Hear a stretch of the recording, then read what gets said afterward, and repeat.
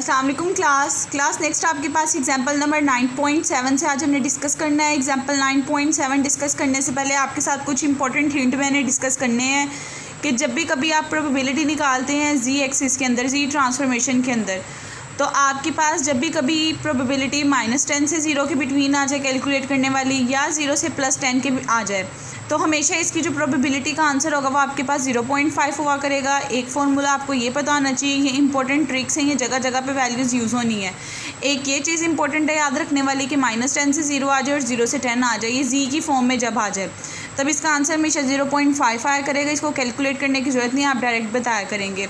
इसी तरह ये इंपॉर्टेंट हिंट है, अगर कभी भी जी ट्रांसफॉर्मेशन की प्रोबेबिलिटी निकालने का कहा है और वो ग्रेटर देन इक्वल टू आ जाए किसी ना किसी भी नंबर से, ग्रेटर देन इक्वल टू का फॉर्मूला ये होता है 0.5 में से माइनस कर देना है आपने 0 से n की प्रोबेबिलिटी। इसी तरह less than equal to n आ जाए तो तब भी आपने 0.5 में से माइनस करना है, लेकिन माइनस की वजह से माइनस से 0 पे जाता है। मैंने आपको लास्ट लेक्चर में बताया था कि जब भी कभी ग्रेटर देन इक्वल टू आ जाए तो ये वाली चीज़ आपके पास आ जाती है एंड पे और दूसरी चीज़ आती है स्टार्ट में, लेकिन अगर -n आ जाए तो ये वाली चीज़ आपके पास स्टार्ट में आती है और 0 एंड पे आता है।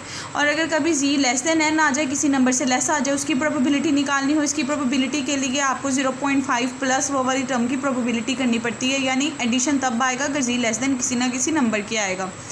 ये ट्रिक्स आपकी बार बार यूज़ होनी है, इसलिए फार्मूलाज आपको पता होने चाहिए। जैसे कि देखिए नेक्स्ट आपके पास क्वेश्चन है, क्वेश्चन नंबर 9.7 के अंदर कहा है आपको एक रैंडम वेरिएबल एक्स बता दिया गया है, नॉर्मली डिस्ट्रीब्यूट है, जिसकी म्यू की वैल्यू भी पता है आपको, सिग्मा स्टैंडर्ड डेविएशन भी पता है कि सिग्मा स्क्वायर आपके पास ये है। आपने उसकी प्रोबेबिलिटी निकालनी है ए पार्ट में, अगर वो आपके पास 0 से 40 के बिटवीन लाया करे, और अगर 55 से 100 के बिटवीन लाया करे, और अगर वो लार्जर देन हो 4 से, और अगर वो स्मॉलर देन हो 57 से। पहले तो हर एक के लिए आपको ये चीज़ पता होनी चाहिए, आपने हमेशा यहाँ पे जी ट्रांसफॉर्मेशन का फॉर्मूला लगाना होता है जब भी कभी आपने एक्स को जी की फॉर्म में कन्वर्ट करना हो। जी ट्रांसफॉर्मेशन का फॉर्मूला हमेशा आपके पास ये होता है कि आपने कोई भी एक्स की वैल्यू दी जाएगी, आपने उसके ऊपर बेसिकली ये वाली वैल्यू लगानी होती है और आपने उसे जी एक्स ट्रांसफॉर्मेशन से जी ट्रांसफॉर्मेशन के अंदर चेंज करना पड़ता है। अब ये वाली एक्स की वैल्यू तो रैंडमली चेंज होनी है जैसे जैसे नंबर चेंज होंगे, लेकिन जो म्यू की वैल्यू होगी और यहाँ से सिग्मा की वैल्यू निकालेंगे वो 5 आएगा, ये हमेशा हर एक के अंदर फिट रहेगी। आपने सबसे पहला क्या काम किया करना है, जो डिफरेंट एक्स की वैल्यू दी जाएगी वो पुट करके आपने जी की वैल्यू निकाला करनी है, फिर जो जी की वैल्यू निकला करेगी उसकी प्रोबेबिलिटी निकाला करनी है। जैसे कि ए पार्ट में देखें, एक वैल्यू एक्स की 0 बताई है, एक वैल्यू 40 बताई है, एक दफ़ा एक्स की जगह 0 पुट करेंगे, एक दफ़ा एक्स की जगह 40 पुट करेंगे। 0 पुट करेंगे तो जी की जगह -10 आ जाएगा, 40 पुट करेंगे तो जी की जगह -2 आ जाएगा। -2 आपके पास और -10 को अगर आप कंबाइन करें, -10 छोटा है वो पहले आ जाएगा और 2 बड़ा है वो आपके पास इस फॉर्म में आ जाएगा, यानी इसका मतलब है आपको इस चीज़ की प्रोबेबिलिटी कैलकुलेट करनी है। अगर इस चीज़ की कैलकुलेट करनी है तो नेगेटिव के साथ फॉर्मूला मैंने आपको कल के लेक्चर में भी बताया था, अगर आपके पास minus A less than equal to ji less than equal to -b की प्रोबेबिलिटी निकालनी है तो इसका फॉर्मूला ये होता है कि आप सबसे पहले -a लेस देन इंटू 0, यानी कि a का एक दफ़ा 0 के साथ पेयर बनाएं, फिर माइनस आप 0 का b के साथ पेयर बनाएं और उसकी प्रोबेबिलिटी को कैलकुलेट कर लें। इधर -b आना था और इधर 0 आना था, क्योंकि माइनस वाली टर्म पहले आती है, 0 बड़ा है वो बाद में आता है। तो यही चीज़ थी, यहाँ -a का रोल ये प्ले कर रहा है, -b का ये प्ले कर रहा है। आप फॉर्मूला लगाएंगे, उसको ओपन करेंगे। अब देखें -10 से 0 आ रहा है तो मैंने बताया इसका डायरेक्ट आंसर 0.5 पुट किया करें। जो -2 से 0 आ रहा है मैंने आपको कल बताया था, अगर कभी -2 से आपके पास 0 की तरफ जा रहा हो तो -2 से 0 की तरफ चले जाएंगे, 0 से प्लस की तरफ चले जाए, दोनों में आंसर सेम होता है। डिफरेंस ये होता है यहाँ पे नेगेटिव साइन आ जाता है, साथ यहाँ नेगेटिव साइन नहीं आता। अब टेबल के अंदर अगर आप ये वैल्यू देखना चाहते हो, -2 तो आपको कहीं पे भी नहीं मिलेगा, लेकिन +2 आपको ज़रूर मिल रहा होगा। तो जब आप कभी देखोगे इसकी वैल्यू टेबल के अंदर वो आपको 0.4772 पे मिल रही होगी, जो आपके पास प्रीवियस टेबल था, मैंने आपको बताया भी था। देखिए आपके पास ये टेबल है, आपको यहाँ पे कहा हुआ है 2, मैंने कहा है बेसिकली आपने उसे +2 के अंदर कन्वर्ट कर लेना है। तो जब आप +2 के अंदर कन्वर्ट कर लेंगे आप देखेंगे कि आपको यहाँ पे कहाँ उसकी वैल्यू मिल रही है, ठीक है। अब देखें +2 था, हमने यहाँ पे ओपन किया, देखिए यहाँ पे आपके पास +2 यहाँ पे आ रहा है 0 के साथ, तो देखिए इसकी वैल्यू क्या है 0.4772 थी, आपने उसकी जगह पे उसकी वैल्यू पुट कर देनी है यहाँ पे जहाँ आपका क्वेश्चन है। देखें 0.4772 उसका आंसर निकाल देना है।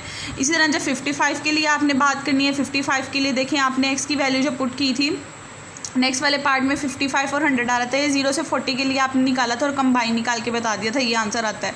सेकंड पार्ट में एक एक्स की वैल्यू 55 है, एक एक्स की वैल्यू 100 है, तो एक दफ़ा एक्स की वैल्यू 55 पुट करेंगे तो आपके पास ई की वैल्यू 1 आ जाएगी। एक दफ़ा एक्स की वैल्यू 100 पुट करेंगे आपके पास आंसर 10 आ जाएगा। 1 to 10 है, 1 छोटा 10 बड़ा है, तो 1 less than equal to ji less than equal to 10 आपके पास बनेगा। इसके ऊपर प्रोबेबिलिटी लगाएंगे। अब पॉजिटिव के साथ है, पॉजिटिव के साथ हमेशा जीरो पहले आता है और वो पॉजिटिव नंबर बाद में आता है। नेगेटिव के साथ हमेशा नेगेटिव नंबर पहले आता है, जीरो बाद में आता है। जो चीज़ छोटी होती है वो यहाँ आती है, तो इसका फॉर्मूला अपन करेंगे, आ जाएगा 0 to 10। क्योंकि आपको मैंने कल ये वाली चीज़ ऊपर वाले क्वेश्चन के अंदर भी बताई थी कि अगर आप लोगों के पास देखें ऐसी चीज़ आ रही हो कि पॉजिटिव नंबर के साथ आ रहा हो, तो जो ये चीज़ आ रही होती है पॉजिटिव नंबर के साथ वो एंड पे चली जाती है और दूसरी पहले आ जाती है। लेकिन नेगेटिव वाली के लिए आपका नेगेटिव पहले आता है, जीरो बाद में आता है। अब यहाँ पे देखें दोनों पॉजिटिव वैल्यू है, तो इसका फॉर्मूला आपके पास ये होगा प्रोबेबिलिटी ऑफ दिस फंक्शन। यानी अगर आपके पास प्रोबेबिलिटी आपने निकालनी है A less than equal to ji less than equal to B की, तो इसका फॉर्मूला होता है कि आप पहले प्रोबेबिलिटी निकालो बी की माइनस आप प्रोबेबिलिटी निकालो ए की। ये प्लस अगर ए और बी दोनों हो, पहले बी की निकालनी पड़ती है 0 से 10, फिर आप ए की निकालनी पड़ती है। बी के लिए देखें 10 आ गया तो 0.5 है और इस पर आप देखोगे कि 1.0 पे क्या आंसर देता है टेबल के अंदर। तो आपने जब 1.0 पे देखा, आप देखें 1.0 पे आपको 0.3413 था, तो आप उसकी जगह पे उसकी वैल्यू लगा दोगे 0.3413 आपका आंसर आ जाएगा।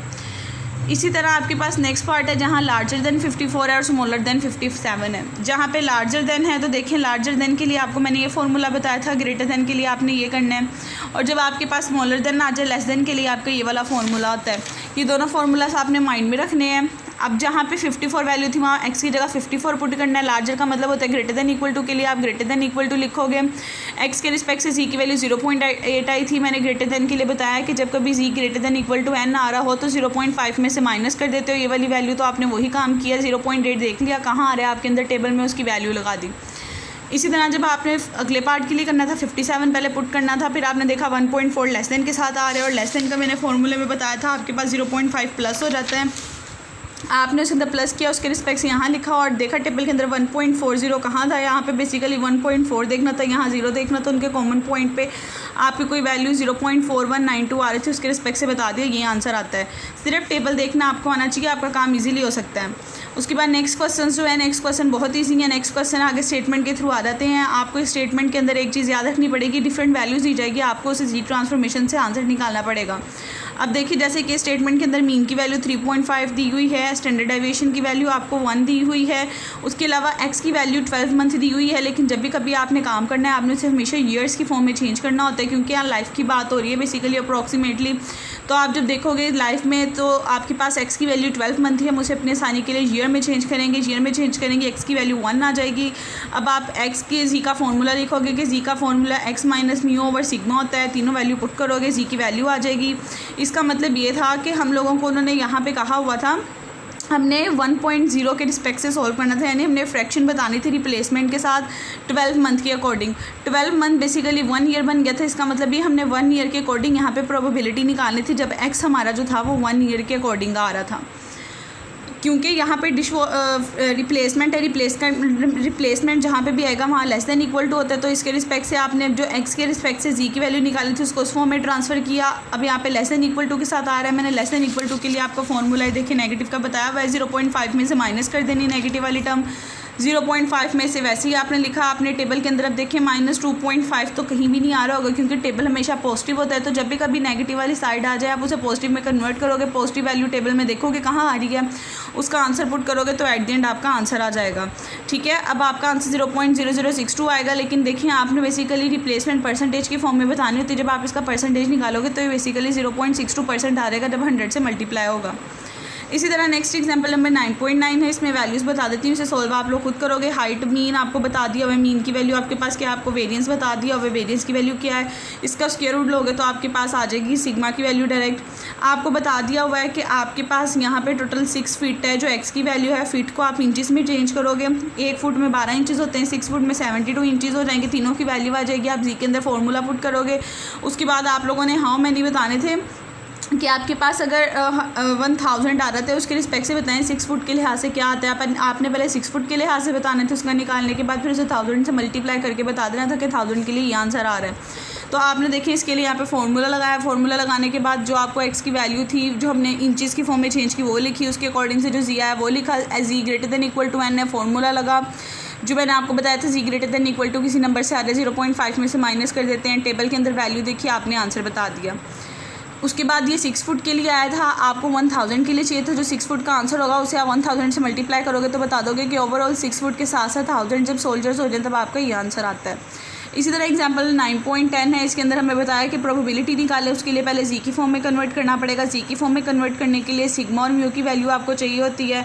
अब यहाँ पे मूवमेंट जनरेटिंग फंक्शन है, आप इन जनरल मूवमेंट जनरेटिंग लिखोगे, इन दोनों को कंपेयर करोगे, म्यू की वैल्यू 166 आ जाएगी। जब सेकंड पावर कंपेयर करेंगे कंपैरिजन के बाद यहाँ से पता चलेगा 201/2 सिग्मा स्क्वायर के इक्वल है, सिग्मा स्क्वायर की वैल्यू 400 आ जाएगी।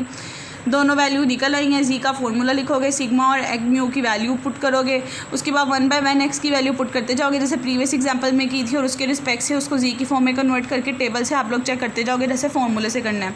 आप लोग एग्जांपल 9.1 ट्राई कीजिएगा। 9.10 अगर कहीं प्रॉब्लम आए तो मुझसे कैलकुलेशन में पूछ लीजिएगा।